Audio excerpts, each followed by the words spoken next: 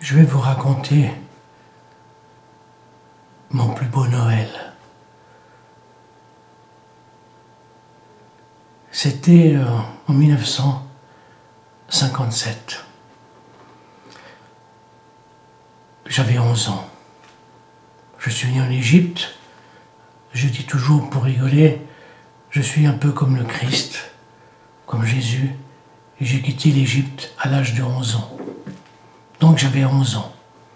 Nous avons quitté l'Égypte pour venir en Suisse, notre pays d'origine, et nous nous sommes installés provisoirement parce que mes parents avaient l'intention d'émigrer en Australie.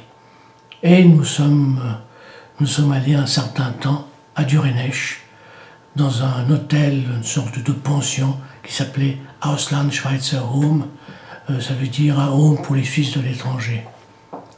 On était là pendant un certain temps.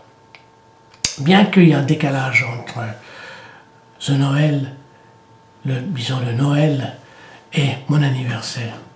Mais on dirait que Noël est tombé à mon anniversaire, c'est au mois de mars.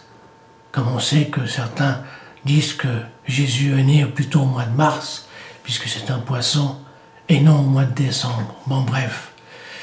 Mais disons, ce jour-là, un jour pas comme les autres, c'était mon anniversaire. C'était mon anniversaire, et un vieux monsieur, ça veut dire nous étions en ce moment pas très riches, pas très pauvres, mais presque pauvres, si vous voulez, parce qu'on quittait l'Égypte, le régime de Nasser et compagnie nous avait tout ramassé. Hein. On oublie cette période où les étrangers se sont fait dévaliser par les Égyptiens. Bon, bref. Et c'était mon anniversaire, et l'hôtel où on était, la pension où on était, ils ont fait un petit gâteau. Bon, mes parents étaient fauchés à cette époque, je n'ai rien reçu. Et il y avait un monsieur qui me faisait penser à un pirate. Je me souviens toujours de son nom. C'était monsieur Scartazzini. C'était un Tessinois. Un Tessinois qui se faisait soigner, il était fier de ça, par la nurse ou l'infirmière de la princesse de Monaco, ou de la princesse de Monaco. Il était fier de ça. Il avait qu'une jambe, donc c'était comme un pirate avec des cheveux longs comme ça. Il faisait un peu peur, il m'impressionnait beaucoup. Et je me souviens, il a su que c'était mon anniversaire, puisqu'il y avait ce gâteau qu'on nous a offert à table, et il m'a appelé comme ça, avec son regard un peu de pirate, et il m'a donné un bout c'était quelque chose qui était dans un bout de journal. Alors, j'ai ouvert ce bout de journal, et c'était 5 francs. Il m'avait fait cadeau 5 francs. 5 francs, à l'époque, en 1957, c'était quand même quelque chose. C'était une thune, mais c'était pour un petit enfant, pour un gosse de 11 ans, c'était quelque chose d'incroyable. Ah, moi j'étais tellement content, et je me suis dit, mais qu'est-ce que je vais faire avec ces 5 francs? Et je me suis souvenu, subitement, comme ça, que mes parents étaient des grands fumeurs. Ma mère et mon père, ils fumaient comme des pompiers. Sans doute les nerfs, les soucis, bon bref, tout ce qu'on veut. À cette période, c'était quelque chose d'incroyable pour eux. Quitter l'Égypte, plein de soleil, se retrouver en Suisse, dans un monde gris, plein de neige, c'était pas leurs habitudes, bon bref, mais ils fumaient beaucoup.